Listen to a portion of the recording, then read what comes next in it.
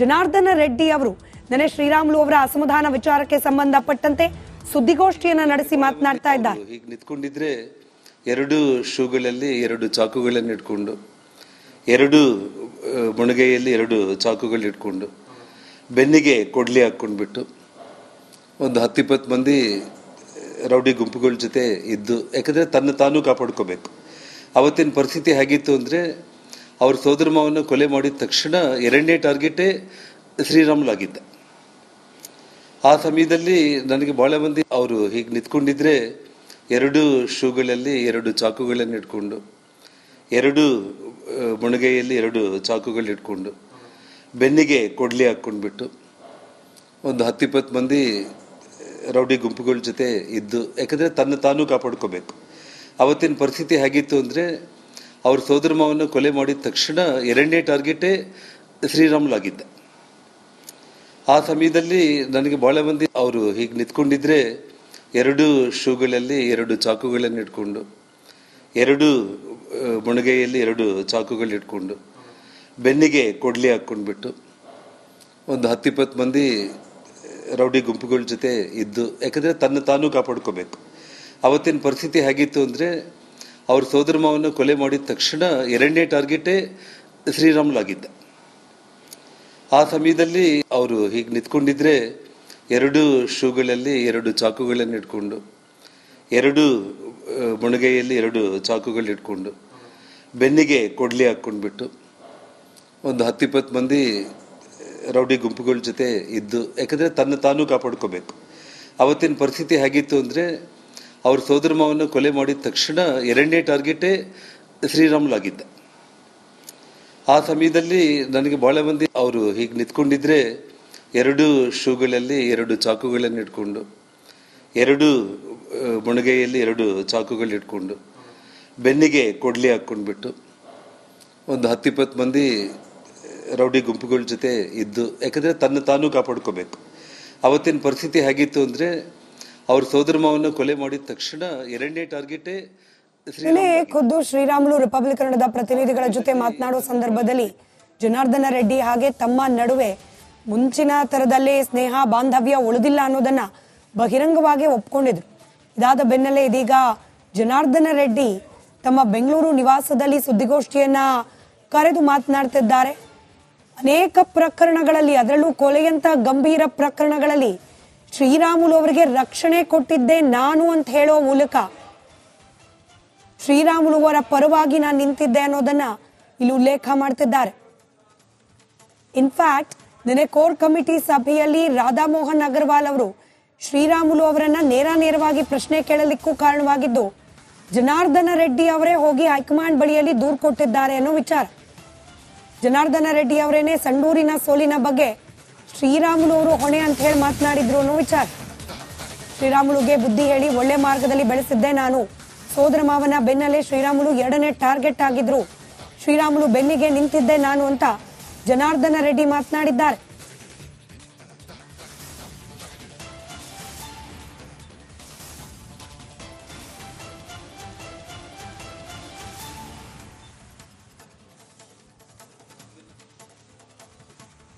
ಇನ್ನ ತೆಗೆಯೋದಿತ್ತು. ಸೊ ಹಾಗಾಗಿ ಮುಂದೆ, ಯಾಕಂದ್ರೆ ಇದಕ್ಕೆ ಸುಮಾರು ಸೀಸನ್ಗಳೇ ಬೇಕು. 40 ವರ್ಷದಂದ್ರೆ ಬಹಳ ಸೀಸನ್ಗಳು ಬೇಕು. ಇವತ್ತು ಲೈಫಲ್ಲಿ ನನಗೆ ಪ್ರತಿಯೊಂದು ಕೂಡ ಸ್ವತಃ ಅನುಭವಗಳು ಆದ್ಮೇಲೆನೆ ಎಲ್ಲ ಕೂಡ ಗೊತ್ತಾಗುತ್ತೆ. ಶ್ರೀರಾಮುಲು ಅವರು ಪಕ್ಷ ಬಿಟ್ಟು ಹೋಗ್ತೀನಿ ಅಂತಂದ್ರೆ ಅವ್ರಿಗೇನು ಇದೇನು ಹೊಸದೇನಲ್ಲ. ಯಾವ ರೀತಿ ಹಿಂದೆ BSR ಪಕ್ಷ ಮಾಡುವಂತ ಸಂದರ್ಭದಲ್ಲಿ ಅವನಿಗೆ ನಾನು ಕರೆದು ಮನೆಗೆ ಒಂದೇ ಮಾತನ್ನು ಹೇಳಿದೆ, ಇವಾಗ ಕಾಂಗ್ರೆಸ್ ಪಕ್ಷದವರು ನಮ್ಮ ಬೆನ್ನ ಹಿಂದೆ ಬಿದ್ದಿದ್ದಾರೆ. ಯಾವ ಕ್ಷಣದಲ್ಲಾದ್ರೂ ಕೂಡ CBI ನನ್ನ ಬಂಧನ ಮಾಡುತ್ತೆ. ಈ ಸಮಯದಲ್ಲಿ ನೀನು ಪಕ್ಷ ನಿನಗೆ ಮಂತ್ರಿ ಸ್ಥಾನ ಸದಾನಂದ ಗೌಡ್ರನ್ನ CM ಮಾಡಿದಾಗ ಕೊಡ್ಲಿಲ್ಲ ಅನ್ನೋ ಕಾರಣಕ್ಕೆ ಪಕ್ಷ ಮಾಡೋದು ಬೇಡ. ತುಂಬಾ ಪೇಷನ್ಸ್ ಇಂದ ಇರೋಣ, ನಮ್ ಬಹಳ ಕಷ್ಟಗಳಿದ್ದಾವೆ, ಸ್ವಲ್ಪ ತಾಳ್ಮೆಯಿಂದ ಇರೋಣ ಅಂತ ಹೇಳಿ ಹೇಳಿದ್ರು ಕೂಡ ಇಲ್ಲ ಅಂತೇಳಿ 1 ತಿಂಗಳ ಟೈಮ್ ಕೊಟ್ಟೆ. ನಾನು ಇನ್ನ ಯೋಚನೆ ಮಾಡಿ ಇವಾಗ ಆವೇಶದಲ್ಲಿ ಡಿಸಿಷನ್ ತಗೊಳ್ಳೋದು ಬೇಡ ಅಂತೇಳಿ. ಹೌದು, ಕರೆಕ್ಟ್ ಆಗಿ ಅವ್ನು ಸೆಪ್ಟೆಂಬರ್ 5ನೇ ತಾರೀಕು ಇಲ್ಲಿಗೆ ಬಂದು ರಾಜೀನಾಮೆ ಕೊಡ್ಲಿಕ್ಕೆ ಬಂದ. ಅಲ್ಲಿ ಬೆಳಿಗ್ಗೆ ಅವ್ನ ಮನೆ ಬಿಟ್ಟ, ನಮ್ಮ ಮನೆಗೆ ಬಂದು ನನ್ನ ಮಾತಾಡಿಸ್ಬಿಟ್ಟು ನಿನ್ ಬ್ಲೆಸ್ಸಿಂಗ್ಸ್ ಇರ್ಬೇಕು ಅಂತ ಹಿಂಗ ಹೋಗ್ಬೇಕು ಅಂತ ಹೇಳಿ ಮುಂಚೆ ಅಂದ್ರೆ ಸೆಪ್ಟೆಂಬರ್ 4th ಮೈಸೂರಿಗೆ ಹೋಗಿ ಚಾಮುಂಡೇಶ್ವರಿ ದರ್ಶನ ಮಾಡ್ಕೊಂಡು ಬೆಂಗಳೂರಿಗೆ ಬಂದು ಪ್ರೆಸ್ ಮೀಟ್ ಮಾಡ್ತೀನಿ ಅಂತ ಹೇಳಿ ಬಂದ. 5ನೇ ತಾರೀಕು ಬೆಳಿಗ್ಗೆ ನನ್ನ ಬಂಧನ ಆಯ್ತು. ಸೊ ಅದು ನಾನು ಶ್ರೀರಾಮುಲುಗೆ ಮಾಡಿರುವಂತ ಇನ್ನೊಂದು ದ್ರೋಹ. ಅಂದ್ರೆ ನನ್ನ ಏನೇ ಕಷ್ಟಗಳು ಬಂದರೂ ಕೂಡ 14 ವರ್ಷಗಳಲ್ಲಿ ಏನೆಲ್ಲ ಅನುಭವಿಸಿದ್ರು ಕೂಡ ಇದೆಲ್ಲದನ್ನು ಕೂಡ ಮೀರಿ ಏನು ಕಾಪಾಡ್ಕೊಂಡು ಬಂದಿದ್ದೀನಲ್ಲ ನಾನು. ಸೊ ಅದು ನಾನು ಅವ್ರಿಗೆ ಮಾಡಿರುವಂತ ಒಂದು ದ್ರೋಹ. ನಾನು ರಾಜಕೀಯ ವಿಚಾರಗಳು ಹೇಳ್ಬೇಕು ಅಂತಂದ್ರೆ ನೋಡ್ರಿ, ಒಬ್ಬ ಮನುಷ್ಯ ಜನಗಳಲ್ಲಿ ವಿಶ್ವಾಸ ಸಂಪೂರ್ಣವಾಗಿ ಕಳ್ಕೊಂಡಾಗ 14 ವರ್ಷ ನಾನು ಇರ್ಲಿಲ್ಲ ಬಳ್ಳಾರಿಯಲ್ಲಿ. 14 ವರ್ಷ ನಾನು ಬಳ್ಳಾರಿಯಲ್ಲಿ ಇಲ್ಲದೆ ಇರುವಂತ ಸಂದರ್ಭದಲ್ಲಿ ಜನಗಳ ಪ್ರೀತಿ ಎಷ್ಟು ದೊಡ್ಡ ಮಕ್ಕೆ ಬೆಳೆಸ್ಕೋಬೇಕಾಗಿತ್ತು, ಜನರ ವಿಶ್ವಾಸ ಎಷ್ಟು ಗಳಿಸ್ಕೋಬೇಕಾಗಿತ್ತು. ಒಬ್ಬ ರಾಜ್ಯ ಮಟ್ಟದ ನಾಯಕ ಅಂತಂದ್ರೆ ನಮ್ಮ ಸ್ವಂತ ಊರಲ್ಲಿ ನಾವು ಗೆಲ್ಲಕ್ಕೆ ಆಗ್ತಾ ಇಲ್ಲ ಅನ್ನೋಂತ ಒಂದು ಪರಿಸ್ಥಿತಿ ಬಂದ್ರೆ ಅದನ್ನ ಶ್ರೀರಾಮುಲು ಆತ್ಮವಿಮರ್ಶೆ ಮಾಡ್ಕೋಬೇಕು. ಸೊ ಪಕ್ಷದ ವರಿಷ್ಠರು ಇವತ್ತು ನಾನು ಹೋಗಿ ಶ್ರೀರಾಮುಲು ಸಂಡೂರಲ್ಲಿ ಚುನಾವಣೆಯಲ್ಲಿ ಸೋಲಿಸಿದ್ದಾರೆ ಅಂತೇಳಿ ಹೇಳುವಷ್ಟು ನನ್ನ ಜಾಯಮಾನದಲ್ಲ. ನಾನು ಮೊದಲಿಂದ ಕೂಡ ನೇರವಾಗಿ ನಾನು ಮಾತಾಡ್ತಾ ಇರುವಂತದ್ದೇ. ಮತ್ತೆ ನನ್ನ ಪಕ್ಷದಲ್ಲಿ ಕರ್ಕೋಬೇಕು ಅಂತ ಹೇಳಿ ತೀರ್ಮಾನ ಮಾಡಿದ್ದು ನಮ್ಮ ಡೆಲ್ಲಿ ಪಕ್ಷದ ನಮ್ಮ ಹಿರಿಯರು, ನಮ್ಮ ನಾಯಕರುಗಳು. ಅಷ್ಟೇ ಆಗ್ಲಿ, ನಾನು ಯಾರೋ ಒಬ್ಬ ರೆಕಮೆಂಡೇಶನ್ ಅಲ್ಲಿ ಹೋಗಿದ್ದವನಲ್ಲ. ನನಗಿರೋ ಒಂದು ಶಕ್ತಿ ಸಾಮರ್ಥ್ಯ ಜನಗಳಲ್ಲಿ ಬಿಜೆಪಿ ಪಕ್ಷದ ಪರವಾಗಿ ನನಗಿರುವಂತಹ ಅಭಿಮಾನ ನೋಡಿ ಏನೋ ಆಗಿದೆ ಅಂತೇಳಿ ನನ್ನ ಪಕ್ಷದಲ್ಲಿ ತಗೊಂಡ್ರೆ ಆಗ್ಲಿ, ಯಾರೋ ಶಿಫಾರಸು ಮಾಡಿ ನನ್ನ ಪಕ್ಷದಲ್ಲಿ ಬಂದಿರುವಂತ ಒಂದು ಅಷ್ಟು ದುಸ್ಥಿತಿ ನನಗಿದ್ದಿಲ್ಲ ಯಾವತ್ತೂ ಕೂಡ. ನನ್ನ ಕೈಯಲ್ಲಿ ಬೆಳೆದಿರೋನ ಸಹಾಯ ತಗೊಂಡು ನಾನು ಮೆಟ್ಲೇರ್ಬೇಕು ಅನ್ನುವಂತ ವ್ಯಕ್ತಿ ನಾನಲ್ಲ. ಶಕ್ತಿ ಇಲ್ಲ ಅಂತಂದ್ರೆ ಕೂಡ ಬೇಕಾದ್ರೆ ಕಟ್ಗೆ ಇಟ್ಕೊಂಡಾದ್ರೂ ನನ್ನ ಪಾರ್ಟಿಗೆ ಹತ್ತಿನಾಗ್ಲಿ. ನಾನು ಅಷ್ಟು ನಿಸ್ಸಾಯಕ್ಕೆ ನಾನು ಯಾವತ್ತೂ ಕೂಡ ನಾನಲ್ಲ. ಇವತ್ತೇನಾಗಿದೆ ಅಂತಂದ್ರೆ ಅವ್ರಿಗೆ ಎಲ್ಲೋ ಒಂದು ಕಡೆ ಇನ್ಸೆಕ್ಯೂರಿಟಿ ಏನಂತಂದ್ರೆ ಜನಾಂಗದಲ್ಲಿ ಬೇರೆಯವರು ಯಾರಾದ್ರೂ ಬೆಳೀತಾ ಇದ್ರೆ ಇವತ್ತು ಎಲ್ಲ ಕಾನ್ಸ್ಟಿಟ್ಯೂನ್ಸಿಗಳಲ್ಲಿ ವಾಲ್ಮೀಕಿ ಜನಾಂಗದವರು ಸೋತಿದ್ದಾರೆ. ಈ ನಮ್ಮ ಕಲ್ಯಾಣ ಕರ್ನಾಟಕ ಭಾಗದಲ್ಲಿ ಏನಾದ್ರೂ ಒಬ್ಬ ಗೆದ್ಬಿಟ್ರೆ ನನ್ನ ಅಸ್ತಿತ್ವ ಹೋಗುತ್ತೆ ಅನ್ನೋ ಭಯದಲ್ಲಿ ಅವ್ರು ಏನು ತಪ್ಪುಗಳು ಮಾಡ್ಕೊಂಡಿದ್ರೆ ಅದು ನನಗೂ ಗೊತ್ತಿಲ್ಲ. ಹನುಮಂತ ಅವ್ರು ಏನೋ ಒಂದು ಸಭೆ ಮಾಡಿ ಮೀಟಿಂಗ್ ಅಲ್ಲಿ ಮಾತಾಡ್ತಾ ಇದ್ದಿದ್ದು ಯಾರೋ ವಿಡಿಯೋ ತೆಗೆದು ಮಾಧ್ಯಮಗಳಿಗೆಲ್ಲ ಕೊಟ್ಟಿದ್ದು ನಾನು ನೋಡಿದೆ. ನಾನು ಇವತ್ತು ಪಕ್ಷಕ್ಕೆ ತಂದೆಯಾಗಿರುವಂತಹ ಒಂದು ಇಡೀ ಪ್ರಪಂಚದಲ್ಲೇ ಭಾರತೀಯ ಜನತಾ ಪಕ್ಷ ಅತಿ ಹೆಚ್ಚು ಮೆಂಬರ್ಶಿಪ್ ಇರುವಂತಹ ಒಂದು ಪಾರ್ಟಿ. ಪಕ್ಷಕ್ಕೆ ತಂದೆಯಾಗಿರುವಂತಹ ಇಂಟೆಲಿಜೆನ್ಸ್ ರಿಪೋರ್ಟ್ಸ್ ಎಲ್ಲವೂ ಕೂಡ ಇರುತ್ತೆ. ಅದರ ಆಧಾರದ ಮೇಲೆ ಅವ್ರು ಏನ್ ಕೇಳಿದ್ದಾರೆ, ಇವ್ರು ಏನ್ ಹೇಳಿದ್ದಾರೆ ಅನ್ನೋದು ನನಗೂ ಗೊತ್ತಿಲ್ಲ ಸರ್. ಅಷ್ಟೇ ಆಗ್ಲಿ, ಜನಾರ್ದನ್ ರೆಡ್ಡಿ ಹೇಳಿದ ತಕ್ಷಣ ಅಲ್ಲ, ಇವತ್ತು ಒಂದು ಬೂತ್ಗೆ 40-50 ಮಂದಿ ಕಾರ್ಯಕರ್ತರು ಇರ್ತಾರೆ, ಬಿಜೆಪಿಗೆ ಮತ ಹಾಕುವಂತ ಮತದಾರರು ಇರ್ತಾರೆ, ಲಕ್ಷಾಂತರ ಜನಗಳು. ಅವರ ಅಭಿಪ್ರಾಯಗಳನ್ನ ಪಕ್ಷ ನಾಯಕರುಗಳು ನಮ್ಮ ಸನ್ಮಾನ್ಯ ಸದಾನಂದ ಗೌಡರ ನೇತೃತ್ವದಲ್ಲಿ ಒಂದು ಕಮಿಟಿ ರಚನೆ ಮಾಡಿ ಅಲ್ಲಿಗೆ ಹೋಗಿ ಎಲ್ಲಾ ಕಾರ್ಯಕರ್ತರ ಹತ್ರ ಕೂಡ ಅವ್ರು ಮಾಡಿ ಒಂದು ರಿಪೋರ್ಟ್ ಅನ್ನು ತಗೊಂಡಿದ್ದಾರೆ. ಯಾವ ಆಧಾರದ ಮೇಲೆ ನಾಯಕರುಗಳು ಅವ್ರನ್ನ ಯಾವ ಪ್ರಶ್ನೆ ಕೇಳಿದಾರೋ ನನಗಂತೂ ಶ್ರೀರಾಮುಲು ಆಗಿದ್ದ. ಆ ಸಮಯದಲ್ಲಿ ನನಗೆ ಬಹಳ ಮಂದಿ ಅವರು ಹೀಗೆ ನಿಂತ್ಕೊಂಡಿದ್ರೆ 2 ಶೂಗಳಲ್ಲಿ 2 ಚಾಕುಗಳನ್ನು ಇಟ್ಕೊಂಡು, 2 ಮುಣಗೈಯಲ್ಲಿ 2 ಚಾಕುಗಳು ಇಟ್ಕೊಂಡು, ಬೆನ್ನಿಗೆ ಕೊಡ್ಲಿ ಹಾಕೊಂಡ್ಬಿಟ್ಟು ಒಂದು 10-20 ಮಂದಿ ರೌಡಿ ಗುಂಪುಗಳ ಜೊತೆ ಇದ್ದು, ಯಾಕಂದ್ರೆ ತಾನು ಕಾಪಾಡ್ಕೋಬೇಕು. ಅವತ್ತಿನ ಪರಿಸ್ಥಿತಿ ಹೇಗಿತ್ತು ಅಂದ್ರೆ ಅವ್ರ ಸೋದರ ಮಾವನ್ನ ಕೊಲೆ ಮಾಡಿದ ತಕ್ಷಣ 2ನೇ ಟಾರ್ಗೆಟೇ ಶ್ರೀರಾಮುಲು ಆಗಿದ್ದ. ಆ ಸಮಯದಲ್ಲಿ ನನಗೆ ಬಹಳ ಮಂದಿ ಅವ್ರು ಬಂದಾಗ ಕೂಡ ನಾನು ಪ್ರೆಸ್ ಮೀಟ್ ಮಾಡಿದೆ ಜಿಲ್ಲಾ ಬಿಜೆಪಿ ಅಧ್ಯಕ್ಷನಾಗಿ.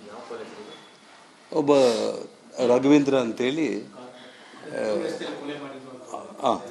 ಯಾವ್ದು ರಸ್ತೆಯಲ್ಲಿ ಒಂದು ಮೇನ್ ರಸ್ತೆಯಲ್ಲಿ ಚುನಾವಣೆಯಲ್ಲಿ ಅವನು ತುಂಬಾ ವಿರೋಧ ಮಾಡಿದ ತಕ್ಷಣ ಚುನಾವಣೆ ಆದ 1 ತಿಂಗಳಿಗೆ ಅವನು ಮರ್ಡರ್ ಆದ. ಅವನು ಮರ್ಡರ್ ಆದ್ರೆ ಆ ಕೊಲೆ ಆರೋಪ ಶ್ರೀರಾಮುಲು ಅವ್ರ ಮೇಲೆ ಬಂತು. ಬಂದಾಗ ನಾನು ಒಂದು ಪ್ರೆಸ್ ಕಾನ್ಫರೆನ್ಸ್ ಕೂಡ ಮಾಡಿದೆ. ನಾನು ಅಂದ್ರೆ ಅವರು ದಿವಾಕರ್ ಬಾಬು ಅವರ ಬ್ಯಾಕ್ ಗ್ರೌಂಡ್ ಎಲ್ಲ ಹೇಳ್ಕೊಂತ, ಇಡೀ ನಿಮ್ಮ ಇತಿಹಾಸದಲ್ಲೇ ನೀವು ಎಷ್ಟೆಲ್ಲ ಕೊಲೆಗಳು ಮಾಡ್ತಾ ಬಂದಿದ್ರಿ, ಅದರಲ್ಲಿ ಶ್ರೀರಾಮುಲು ಅವರು ಸೋದರ ಮಾವನ್ನ ಕೂಡ ನೀವು ಕೊಲೆ ಮಾಡಿರುವಂತದ್ದನ್ನ ಮಾತನ್ನು ಹೇಳಿದೆ. ಅದು ಡಿಫರ್ಮೇಷನ್ ಕೇಸು ಹಾಕಿದ್ರು. ಆ ಕೇಸು ಸುಮಾರು ಅಂದ್ರೆ 20 ವರ್ಷಗಳ ನಂತರ ಮೊನ್ನೆ ಕೋರ್ಟ್ ಅಲ್ಲಿ ಕ್ಲೋಸ್ ಆಯಿತು. ಮತ್ತೆ ಅದ್ರ ಮೇಲೆ ಅವರು ಹೈಕೋರ್ಟ್ ಕೂಡ ಹೋಗಿದ್ದಾರೆ. ಆ ಕೊಲೆಗೆ ಫೈನಾನ್ಸ್ ಮಾಡಿದ್ದು ಸೂರ್ಯನಾರಾಯಣ ರೆಡ್ಡಿ ಅಂತ ಹೇಳಿ. ಈ ವಿಷಯ ನಾನು ಹೇಳುವಂತದ್ದಲ್ಲ. ಶ್ರೀರಾಮುಲು ಅವರು ನಮ್ಮ ಮಾವನ್ನ ಕೊಲೆ ಮಾಡಿಸಿದ್ದು ದಿವಾಕರ್ ಬಾಬು ಅವರು, ನಾರಾಯಣ ರೆಡ್ಡಿ ಅವರು ಸೇರಿ ಸಂಪೂರ್ಣವಾಗಿ ಹಣ ಒದಗಿಸಿದ್ದು ಸೂರ್ಯನಾರಾಯಣ ರೆಡ್ಡಿ. ಇವತ್ತು ಅವರೆಲ್ಲ ಕಾಂಗ್ರೆಸ್ ಪಕ್ಷದಲ್ಲಿ ಇದ್ದಾರೆ. ಇವತ್ತು ಅದೇ ನಮ್ಮ ಶ್ರೀರಾಮುಲು ಅವ್ರನ್ನ ಕೊಲೆ ಮಾಡಬೇಕು ಅಂತೇಳಿ ದಿನ ಬೆಳಿಗ್ಗೆ ಆದರೆ ಒಂದು ಗುಂಪನ್ನೇ ಕಟ್ಕೊಂಡು ತಾನೇ ಪ್ಲ್ಯಾನ್ಗಳೆಲ್ಲ ಮಾಡ್ಕೊತ ನಾಳೆ ನಾಡಿದ್ದು ಅಂತೇಳಿ ಪ್ಲ್ಯಾನ್ ಮಾಡ್ಕೊತ ಇದ್ದ. ಆ ಸಂದರ್ಭದಲ್ಲಿ ಒಂದಿನ ಅವನಿಗೆ ಒಂದು ಗಾಬರಿಯಲ್ಲಿ ಬಂದು ಹೇಳ್ದ, ನಾನು ನಿನ್ನ ಹತ್ರ ಹೇಳಲೇಬೇಕು ಜನಾರ್ದನ್, ನಾನಂತ ಅವ್ರನ್ನ ಸಾಯಿಸ್ತೀನಿ, ಬಿಡಲ್ಲ, ನಮ್ಮ ಮಾವನ್ನ ಸಾಯಿಸ್ಬಿಟ್ರು, ಹಾಗೆ ಹೀಗೆ ಅಂತ ಹೇಳಿದಾಗ ಅವನಿಗೆ ನಾನು ಹೇಳಿದ್ದು ಒಂದೇ ಒಂದು ಮಾತು, ಯಾವತ್ತೂ ಕೂಡ ಒಂದು ಕ್ರೈಮಲ್ಲಿ ನಾವು ಇನ್ವಾಲ್ವ್ ಆಗಿದ್ದೀವಿ ಅಂತಂದ್ರೆ ಇಡೀ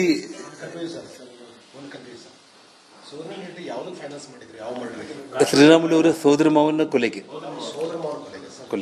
ಅಂದ್ರೆ ನಾನು ಕಾರ್ಪೊರೇಟರ್ ಕೊಲೆ ಆದಾಗ ಪ್ರೆಸ್ ಕಾನ್ಫರೆನ್ಸ್ ಅಂದ್ರೆ ಶ್ರೀರಾಮುಲು ಮೇಲೆ ಕೊಲೆ ಆರೋಪ ಬಂದಾಗ ಕೂಡ ನಾನು ಪ್ರೆಸ್ ಮೀಟ್ ಮಾಡಿದೆ ಜಿಲ್ಲಾ ಬಿಜೆಪಿ ಅಧ್ಯಕ್ಷನಾಗಿ. ಒಬ್ಬ ರಾಘವೇಂದ್ರ ಅಂತ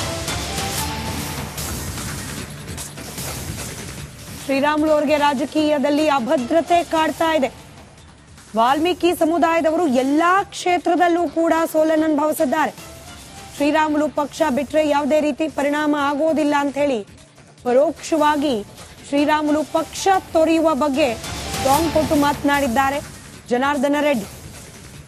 ಆದ್ರೆ ಶ್ರೀರಾಮುಲು ವಿರುದ್ಧ ನಾನು ಯಾವುದೇ ರೀತಿಯ ದೂರನ್ನ ನೀಡಿಲ್ಲ, ದೂರು ನೀಡುವ ಜಾಯಮಾನ ನನ್ನದಲ್ಲ, ರಾಮುಲು ವಿರುದ್ಧ ದೂರನ್ನ ನಾನು ನೀಡಿಲ್ಲ ಅಂತ ಹೇಳಿ ಮಾತನಾಡ್ತಿದ್ದಾರೆ ಜನಾರ್ದನ ರೆಡ್ಡಿ. ಬಂದಾಗ ಕೂಡ ನಾನು ಪ್ರೆಸ್ ಮೀಟ್ ಮಾಡಿದೆ ಜಿಲ್ಲಾ ಬಿಜೆಪಿ ಅಧ್ಯಕ್ಷನಾಗಿ. ಒಬ್ಬ ರಾಘವೇಂದ್ರ ಅಂತೇಳಿ ಯಾವ್ದಮ್ಮ ರಸ್ತೆಯಲ್ಲಿ ಒಂದು ಮೇನ್ ರಸ್ತೆಯಲ್ಲೇ ಚುನಾವಣೆಯಲ್ಲಿ ಅವನು ತುಂಬ ವಿರೋಧ ಮಾಡಿದ ತಕ್ಷಣ ಚುನಾವಣೆ ಆದ ಒಂದೇ ತಿಂಗಳಿಗೆ ಅವನು ಮರ್ಡರ್ ಆದ. ಅವನು ಮರ್ಡರ್ ಆದ್ರೆ ಆ ಕೊಲೆ ಆರೋಪ ಶ್ರೀರಾಮುಲು ಅವ್ರ ಮೇಲೆ ಬಂತು. ಬಂದಾಗ ನಾನು ಒಂದು ಪ್ರೆಸ್ ಕಾನ್ಫರೆನ್ಸ್ ಕೂಡ ಮಾಡಿದೆ. ನಾನು ಅಂದ್ರೆ ಅವರು ದಿವಾಕರ್ ಬಾಬು ಅವರ ಬ್ಯಾಕ್ಗ್ರೌಂಡ್ ಎಲ್ಲ ಹೇಳ್ಕೊಂತ ಇಡೀ ನಿಮ್ಮ ಇತಿಹಾಸದಲ್ಲೇ ನೀವು ಎಷ್ಟೆಲ್ಲ ಕೊಲೆಗಳು ಮಾಡ್ತಾ ಬಂದಿದ್ರಿ, ಅದರಲ್ಲಿ ಶ್ರೀರಾಮುಲು ಅವರು ಸೋದರ ಮಾವನ್ನು ಕೂಡ ನೀವು ಕೊಲೆ ಮಾಡಿರುವಂತದ್ದನ್ನು ಮಾತನ್ನು ಹೇಳಿದೆ. ಅದು ಡಿಫರ್ಮೇಷನ್ ಕೇಸು ಹಾಕಿದ್ರು. ಆ ಕೇಸು ಸುಮಾರು ಅಂದ್ರೆ 20 ವರ್ಷಗಳ ನಂತರ ಮೊನ್ನೆ ಕೋರ್ಟಲ್ಲಿ ಕ್ಲೋಸ್ ಆಯಿತು. ಮತ್ತೆ ಅದ್ರ ಮೇಲೆ ಅವರು ಹೈಕೋರ್ಟ್ ಕೂಡ ಹೋಗಿದ್ದಾರೆ. ಆ ಕೊಲೆಗೆ ಫೈನಾನ್ಸ್ ಮಾಡಿದ್ದು ಸೂರ್ಯನಾರಾಯಣ ರೆಡ್ಡಿ ಅಂತ ಹೇಳಿ. ಈ ವಿಷಯ ನಾನು ಹೇಳುವಂಥದ್ದಲ್ಲ, ಶ್ರೀರಾಮುಲು ಅವರು ನಮ್ಮ ಮಾವನ್ನು ಕೊಲೆ ಮಾಡಿಸಿದ್ದು ದಿವಾಕರ್ ಬಾಬು ಅವರು, ನಾರಾಯಣ ರೆಡ್ಡಿ ಅವರು ಸೇರಿ ಸಂಪೂರ್ಣವಾಗಿ ಹಣ ಒದಗಿಸಿದ್ದು ಸೂರ್ಯನಾರಾಯಣ ರೆಡ್ಡಿ. ಇವತ್ತು ಅವರೆಲ್ಲ ಕಾಂಗ್ರೆಸ್ ಪಕ್ಷದಲ್ಲಿ ಇದ್ದಾರೆ. ಇವತ್ತು ಅದೇ ನಮ್ಮ ಶ್ರೀರಾಮುಲು ಅವ್ರನ್ನ ಕೊಲೆ ಮಾಡಬೇಕು ಅಂತೇಳಿ ದಿನ ಬೆಳಿಗ್ಗೆ ಆದರೆ ಒಂದು ಗುಂಪನ್ನೇ ಕಟ್ಕೊಂಡು